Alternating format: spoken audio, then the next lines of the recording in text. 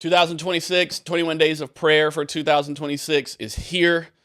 Love getting to do all this with you guys. And REVO Church, as you can see, we are now officially sponsored by Dunkin' Donuts. Make sure you head to the Dunkin' Donuts on Country Club Road, where if you enter the promo code REVO Church or Spark a Revolution, you'll get one free drink. No, I'm totally kidding about it. We should get a deal. Wouldn't that be cool? Wouldn't it? With the amount of times Nathan goes there, that is a high likelihood. But no, he did indeed have to pay for these. So we are not sponsored by Dunkin', but we'd love to be, though. This is one of his favorite drinks is iced coffee from Dunkin'. So if you're wanting to give your pastor a gift, get him a Dunkin' gift card. Don't get him a drink, because he's not gonna drink that. Get him a Dunkin' gift card.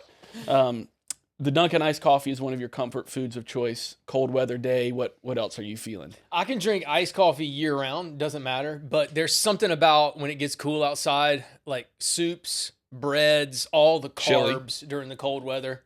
We'll probably sit around and cook some soups and eat bread and desserts and just get all fat and sassy. Yep. That's comfort food for me. I am with you on that. Yeah, give me some sort of something that's been sitting in a crock pot all day, or in like a shepherd's pie fresh out of the oven. Here we go. Woo. That's good stuff. In Isaiah chapter 40, which is day one for today, the very first verse starts out with the two words back to back. At least in the ESV, it does. It says, "Comfort, comfort my people." So this is God trying to comfort his people. This is God serving up some comfort food in Isaiah chapter 40.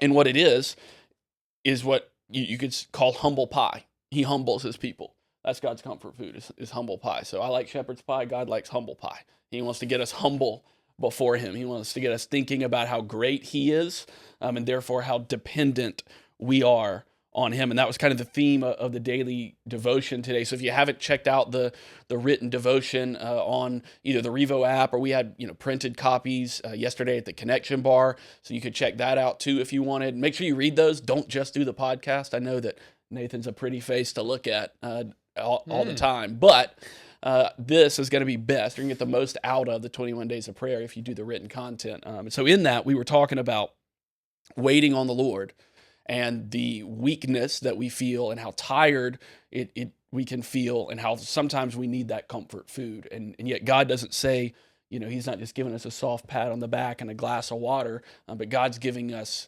humility, dependence on him, showing us how great he is as his comfort food in Isaiah chapter 40. Isn't it interesting how we will go the majority of our lives trying to avoid discomfort at all costs? Financially, relationally, the temperature in our house, we will pay more to have it wherever we want it. The clothes that we wear, some of this whole genre of athletic wear that's going on right now is based on comfort.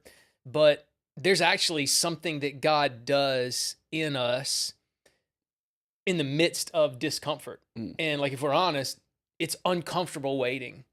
It feels like things are spinning out of control. It feels like we don't know what's going on. We don't know what to do. And so we will try so hard in our lives to avoid discomfort in every area.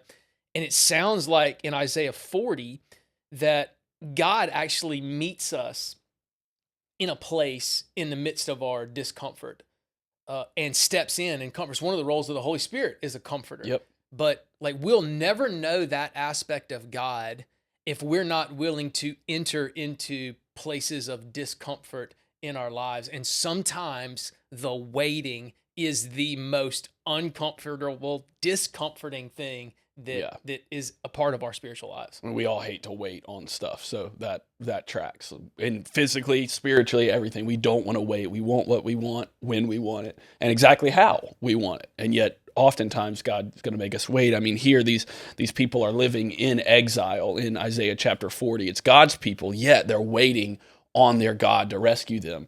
And the comfort that God gives them is, I see you, I care, and I am big enough, great enough, strong enough, capable enough to handle it. All you've got to do is be reliant and be dependent. So like you said, I mean, those discomfort, uncomfortable times, that's when we see God. I was thinking about it like a movie theater. You go and all the lights are off, because if it's not dark, then you can't see the movie. And so the whole point is it needs to be dark in order to enjoy the light. And these people have deserved the exile that Isaiah is talking about.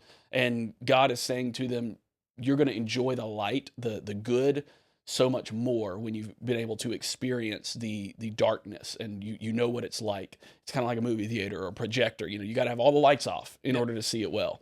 Yeah, you mentioned this in the written content, but the first half of the chapter is the prayer. It's the people calling out to God. And then I love how you highlighted in the middle of the chapter, God answers. Mm-hmm. And he says something that I think is really enlightening around this idea of waiting and comfort.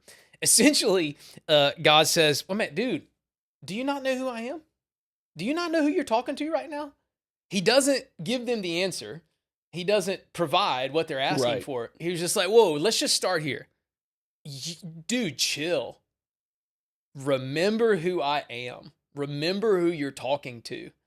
And like that could be a moment for us today to begin the 21 days of prayer, where we're anxious about something, we're excited about something, we're anticipatory about something in our prayer lives, in our spiritual lives, in any aspect of our lives.